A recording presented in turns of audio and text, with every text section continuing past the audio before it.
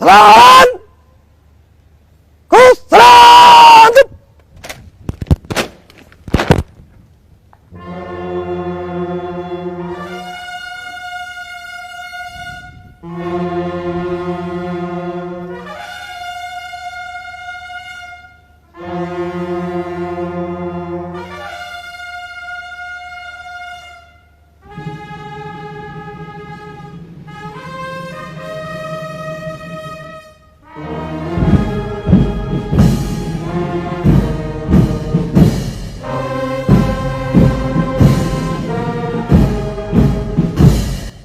taariikhda marka ay ku beegan tahay 26 Juun iyo 1 Luulyo sanad walba dalka Soomaaliya waxaa looga dabaaldegaa maalmaha xorriyadda oo kala ah xilligii ay waqooyi ka xorowday gumaystihii Ingiriiska iyo maalinta ay xornimada qaateen gobollada koonfurta Soomaaliya isla markaana ay midoobeen koonfur iyo waqooyi.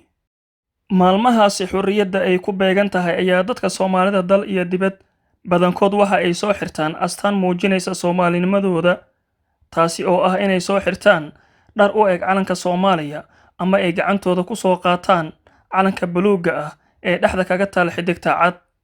Hambaliyada maalmahaasi ayaa qayb weyn ka ah in dadka Soomaaliyeed dhammaantood ay isu hambalyeeyaan labadaasi munaasabadood awgeed.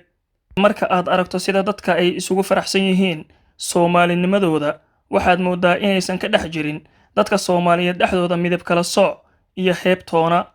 Qof kasta oo ka qayb gala dabaaldegyada maalmahaasi ayaa si guud u dareema qiimaha Soomaalinimada ay ku leedahay ummadda Soomaaliyeed dhexdeeda.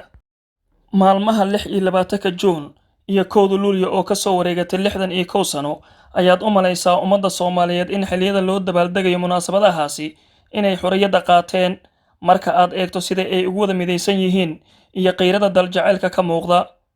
Ummadda Soomaaliyeed ayaa soo martay halgan adag oo waqti dheer qaatay iyadoo hadafka ay lahaayeen uu ahaa in mar uun la arko calan Soomaaliyeed oo xor ah oo mideeya ummadda Soomaaliyeed. Riyadaasina waxay rumowday 26 Juun iyo 1 Luulyo. Goorma